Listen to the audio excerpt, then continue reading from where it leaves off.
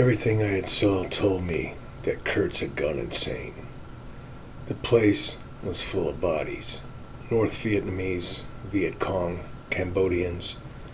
If I was still alive, it was because he wanted me that way. It smelled like slow death in there. Malaria. Nightmares. This was the end of the river, all right. Where are you from, Willett? I'm from Ohio, sir. Were you born there? Yes. Whereabouts? Toledo, sir. How far are you from the river? The Ohio River, sir? Uh-huh. About 200 miles. I went down that river once when I was a kid.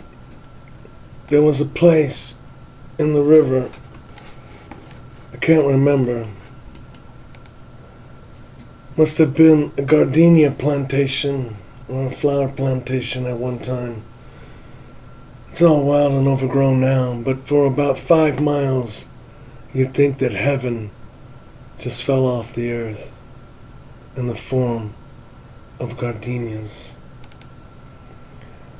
Have you ever considered any real freedoms from the opinion of others, even the opinions of yourself?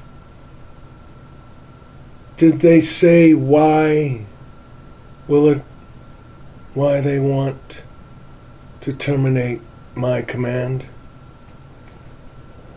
I was sent on a classified mission, sir. It's no longer classified, is it? What did they tell you?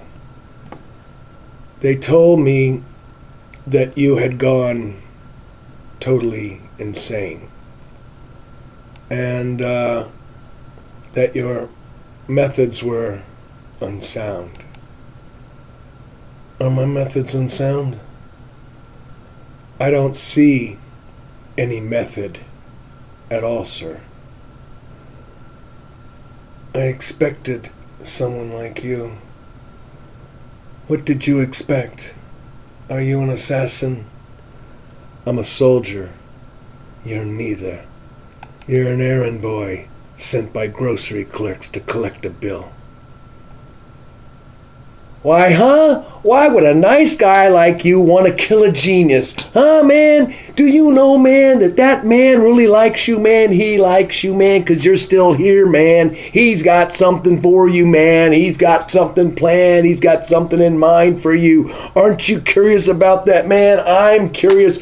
I'm very curious, man. Are you curious? There's something happening out here, man. You know something, man. I know something that you don't know. That's right, Jack. The man is clear in his mind, but his soul is mad.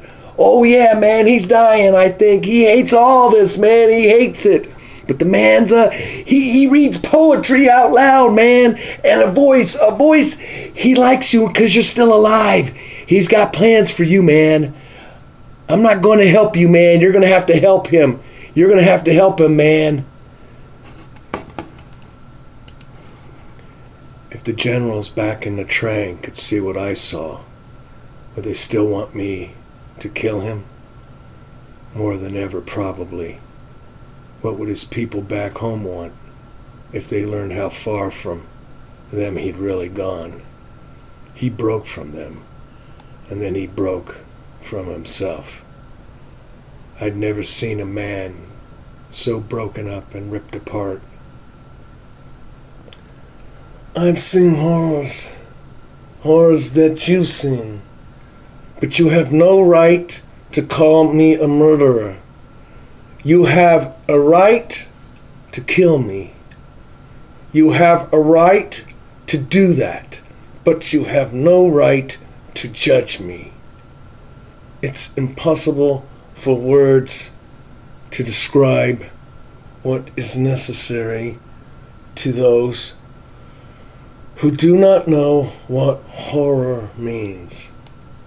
Horror has a face, and you must make a friend of horror.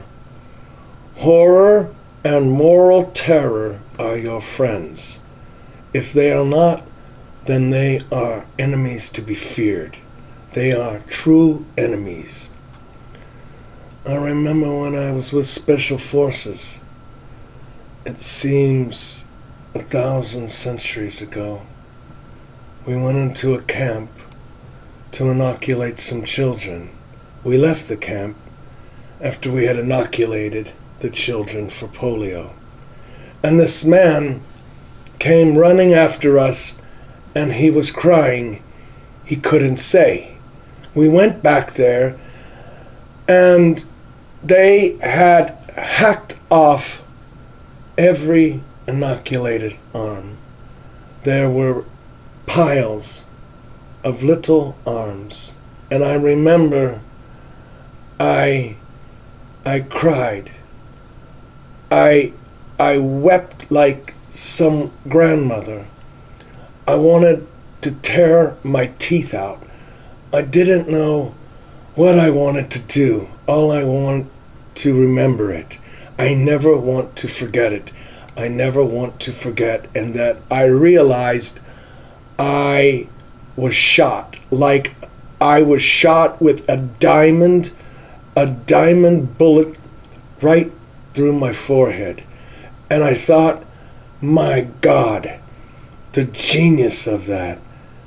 The genius, the will to do that. Perfect, genuine, complete, crystalline, pure. Then I realized they were stronger than we, because they could stand it. These were not monsters. These were men, trained cadres. These men fought with their hearts, who have families, who have children, who are filled with love, but they had the strength to do that. If I had 10 divisions of those men, then our troubles here would be over very quickly. You have to have men who are moral and at the same time who are able to utilize their primordial instincts to kill without feeling, without passion, without judgment, because it's judgment that defeats us.